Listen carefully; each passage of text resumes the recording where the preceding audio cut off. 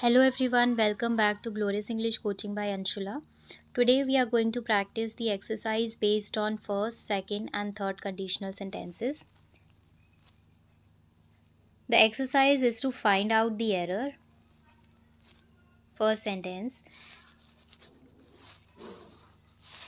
इन sentences में जैसे कि हमें पता है दो पार्ट्स होते हैं, तो दोनों में से एक पार्ट में कुछ गलती है. अब हमें वो देखना है कि कौन से पार्ट में गलती है और क्या गलती है. I will have enough money I would buy a car. यहाँ पर I would buy a car और यहाँ पर हमने फ्यूचर परफेक्ट का यूज़ किया है. First of all this is second conditional. ये हमारा सेकंड कंडीशनल सेंटेंस है. तो सेकंड कंडीशनल सेंटेंस में हम क्या करते हैं, इस पार्ट को हम सिंपल पास्ट में रखते हैं, यानी कि करेक्ट सेंटेंस रहेगा if I had enough money I would buy a car. Next, if I had know about the meeting I would have attended it. अगर मुझे मीटिंग के बारे में पता होता तो मैं अटेंड करता. This is third conditional. ये थर्ड कंडीशनल है. सेकेंड पार्ट बिल्कुल करेक्ट है, हम वुड हैव और वर्ब का थर्ड फॉर्म ही यूज़ करते हैं, but the mistake is in the first part. If वाले पार्ट में हम हैड प्लस वर्ब का थर्ड फॉर्म यूज़ करेंगे. That means I had known. If I had known about the meeting, I would have attended it. Next, if I am you, I would accept this offer. अगर मैं तुम्हारी जगह पर होता तो मैं इस ऑफ़र को एक्सेप्ट करता. यानी कि ये सेकंड कंडीशनल है. अब सेकंड कंडीशनल क्या होता है, इसमें हमारी इमेजिनरी सिचुएशंस रहती हैं based on present and future.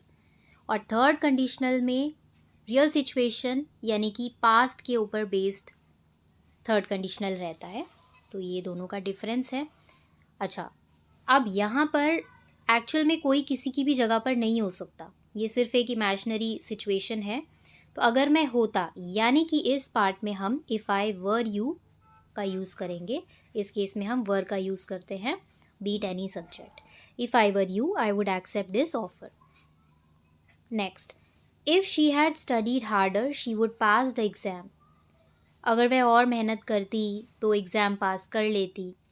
अब ये रियल सिचुएशन यानी कि पास्ट के ऊपर बेस्ड है, रियल सिचुएशन के ऊपर बेस्ड है, तो ये पार्ट तो बिल्कुल करेक्ट है, but the mistake is in second part. अब ये थर्ड कंडीशनल के ऊपर बेस्ड है हमारा. सो यहाँ पर क्या होगा, she would have pass the exam. यहाँ पर हमें वुड हैव का यूज़ करना है. If he would practice daily he would improve his English. अगर वह रोज़ प्रैक्टिस करता तो इंग्लिश इम्प्रूव कर लेता.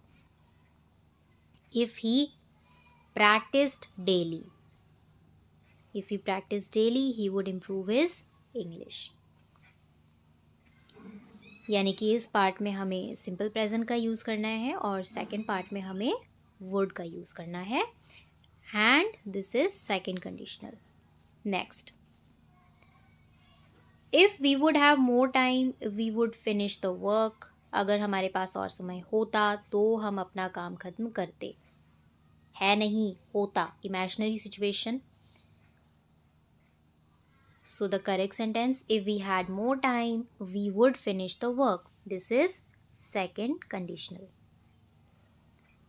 Next, if they had left earlier they would catch the train. अगर वे जल्दी निकलते तो ट्रेन कैच कर लेते.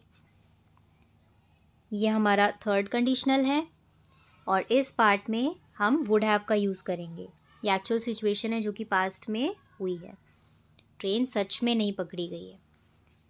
Next, if I know the answer I would tell you. अगर मुझे आंसर पता होता तो मैं तुम्हें बताता. तो आंसर पता नहीं था और बताया नहीं, तो ये सेकंड कंडीशनल है, इमेजिनरी सिचुएशन पर बेस्ड है.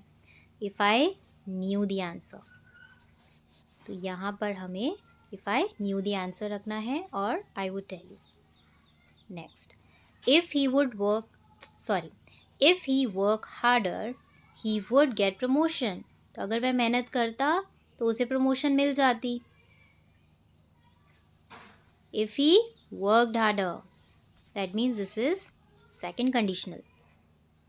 If he worked harder, he would get a promotion.